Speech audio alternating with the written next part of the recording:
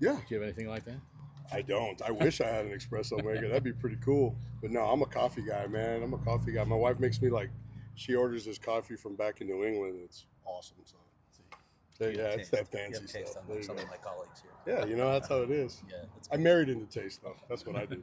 Why are Fridays such an exciting day? They're the best, brother. 'Cause let me tell you something. It's like the maximum amount of freedom, minimum amount of responsibility.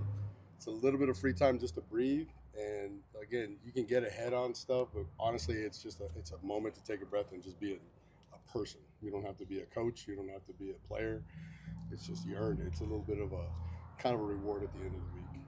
It's pretty cool. You got plans then? Oh, I got plans, yeah, because I got two young. I got a 9-year-old and a 6-year-old. Oh, So if it ain't baseball, it's flag football.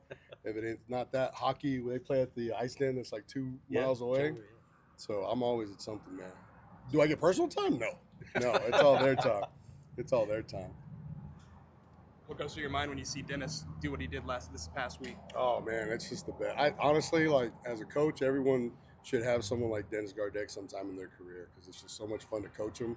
And what's really cool is like you coach up as a coach, you always coach up there's levels to it, right? There's arithmetic, there's algebra, and then you get into the calculus. With him, you can coach the calculus. You can set up rushes. He understands the minutia of sets and how to set things up. If you watch the way he really did do an extraordinary job executing the rush plan to a T and still setting up his rushes. It's not that easy to do. I think there's a nuance to it. Some guys they just rush like crazy. Other guys have to be a little bit smarter. It's cool that he puts on display his talent and his ability, but also his intelligence. So it's a whole lot of fun to watch him execute that. I had a joke with him. I told him before the week, I said, I bet my mortgage that you're going to have a great game. And after the second sack, he comes over and hugs me and says, "Your house is safe." You know what I mean? He goes, "Your house is safe." And I said, "Thanks. I need more." And then he got me another one, so that was pretty cool. Overall, what was your evaluation on 4 of the 5 sacks were on third down? Mm-hmm. And they're all third and manageable. I mean, they were relative, I guess third and mid range would be the way to explain it. What was your reaction to that and how it worked so well? That's why I love working for JG because he gets it. To be honest with you, like you said, it's manageable. So you got to give credit to the back end. If you can get Matthew Stafford to get off his first read, I mean, if it's not 1-2 throw with him, you've done a heck of a job. And again, we talk about rush all the time. We don't understand how many times that rush wins and the ball's out. That happens all the time. And so, first of all, they did an unbelievable job. I got to give a lot of credit to Nick. Go in every week and say, hey, here are the weaknesses. And I think he did a great job of putting into position, not only connecting the back end and helping them to get in good position. They did an unbelievable job, but we were ready for it too. We were able to win fast, and that's tough to do in this league. So especially like you said, in those manageable situations, But it all comes back down to the players and how they executed. I thought they just had their hair on fire. They really did do an unbelievable job of earning those sacks and pressures because we also did. There's a couple times we didn't get sacks, but we were able to get, put them in a position where it wasn't the ideal angles. It wasn't the ideal situation for Stafford. And I've gone against him for a decade now. I know how good he can be when he gets that back foot set. So I was happy that we all put it together. With Dennis, I know you probably have a relationship with all your players, but Mhm. with a story like that, with his pedigree, I guess, do you get a warm feeling when you Yeah. see a guy like that? I have to be honest with you. As soon as I got the job here, I made calls to everybody that was on the roster. And Dennis, I called him. I had used his film to motivate my players at ASU. He had a game where he had a couple sacks, and I feel bad now saying it, but I was like, look at this guy. Look at this guy. Look how hard he's working. But he doesn't have the ideal body type and arm length. But just look how hard he's playing. He's got all these principles. So I called him, and I just told him, listen, I'm excited to work with you because the one thing I know about you is you play the game the right way. And since I've been around him, he does everything the right way. He's a great teammate. He's a great mentor. He's a great guy to coach, right? So he does that well. He's a great leader. Everything he does it the right way.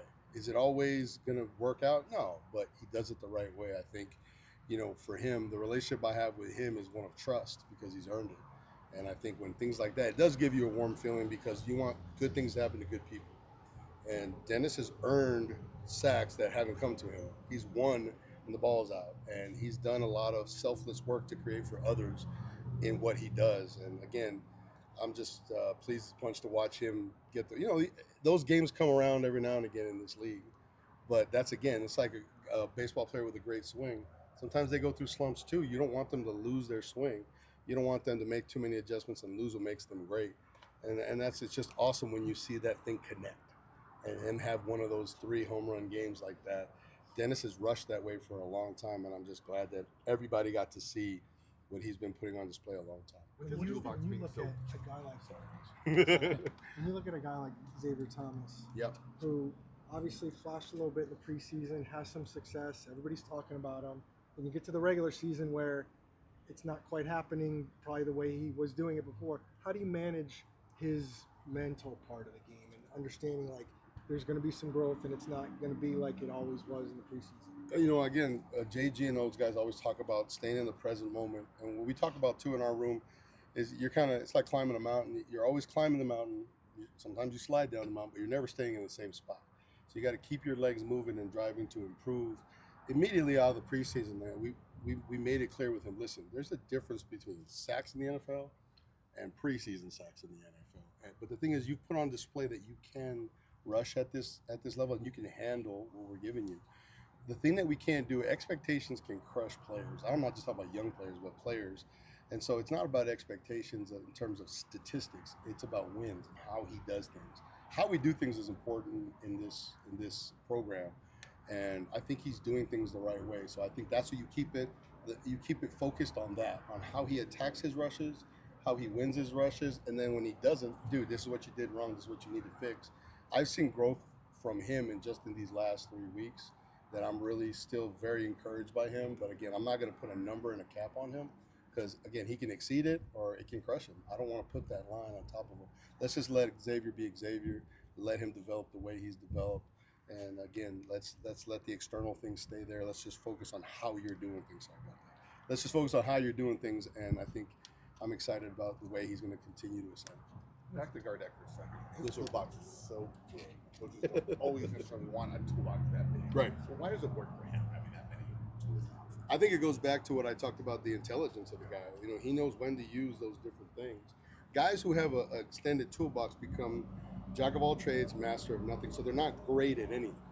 I think Deck always understands what he's great at. And so when he throws these little curveballs in there, he's, first of all, played with them in practice. We also give him the freedom to explore his toolbox in practice.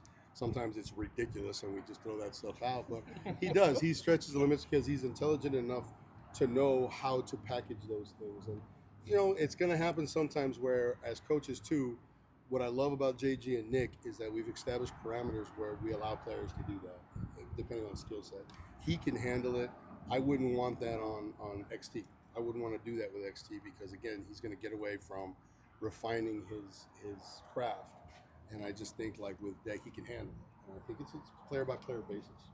What is the difference between him when you got here and him now, and in terms of the way? I mean, because his production has ticked up over these last 2 years. What is the difference? Well, you know, it's the coach. No, I'm just kidding. No, it's the truth of the matter is we adjusted his angle, and we adjusted his mentality on how he rushes. There's a lot of things that we change, that we do differently in our pass rush technique. So there's that, but he took to it like he was one of the first guys to take to it. It's a very natural thing for him. Honestly, it was getting him in the right angle, and honestly, I think it's the way we've allowed him to do some of the things that we talked about. We're not pigeonholing him. He's allowed to be there in space and really, really stretch out his ability and explore the edges of what he can do. And I think Nick does an unbelievable job in game planning and allowing those guys to be in the best position. He's not alone, but we put him in a good position to be his best. And I think, again, I come in every week with a plan of where the weaknesses are. I really don't know how to put it all together. Nick does an unbelievable job of putting those guys there. And then, honestly, Gardeck's work ethic, he bought into this right away. He's not a guy who goes, well, we used to do it this way. I like the way we did it this way. He just kind of internalizes that and really adjusts to how you coach him. Just an extremely intelligent and coachable guy. So